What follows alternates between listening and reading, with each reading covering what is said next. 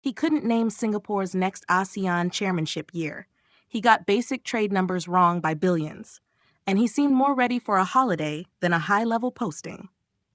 That's what many are now saying about Dr. Anjani Sinha, the man picked by Donald Trump to be the next United States ambassador to Singapore.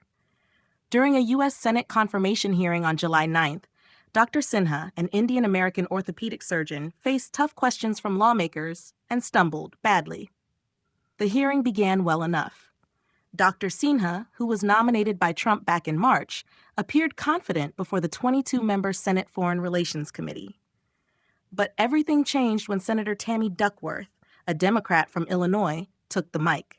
Known for her no-nonsense style, Ms. Duckworth questioned whether Dr. Sinha actually understood the responsibilities of the role and whether he had even done the basic homework. She started by testing his knowledge of trade. Did the United States have a trade deficit with Singapore in 2024? Dr. Sinha answered correctly, no, it didn't. But when asked how much the trade surplus was, he confidently said $18 billion US. The actual figure? Only $2.8 billion.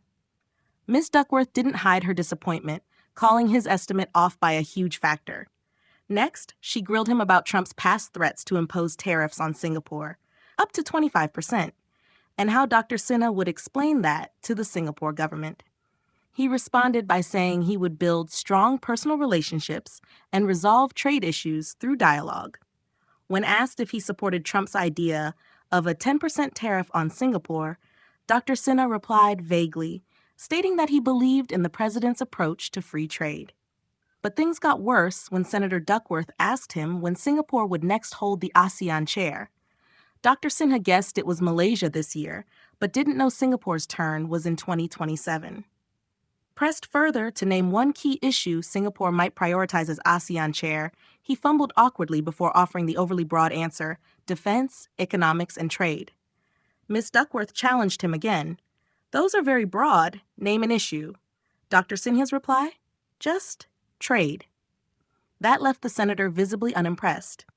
She went on to question him about U.S. Navy cooperation with Singapore, a major pillar of their relationship, and asked what specific facilities were central to that.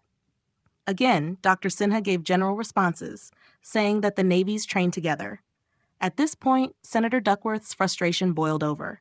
Please, I'm trying to help you here, but you've not even done your homework, she said. She then called out what many were thinking, that Dr. Sinha saw this as a glamour posting. She warned that Singapore was far too important in the region to be treated like a cushy assignment. I just feel that you are not taking this seriously, she told him directly.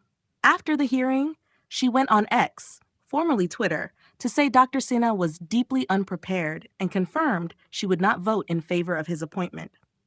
Earlier in the session, Dr. Sinha had tried to highlight common ground between himself and Singapore's foreign minister, Dr. Vivian Balakrishnan. He said both of them were doctors, Dr. Balakrishnan being an eye surgeon and himself an orthopedic specialist.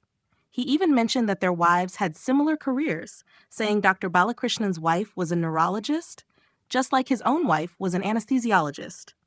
He added that their children were also lawyers and doctors, and concluded they had a strong connection already. However, Singapore media later corrected one of these claims. Dr. Balakrishnan's wife, Ms. Joy Balakrishnan, is not a doctor at all. So what does this all mean for U.S.-Singapore relations? Should political appointees be expected to meet a higher standard when posted to countries as strategically important as Singapore? And will Dr. Sinha still be confirmed, or will this stumble cost him the job?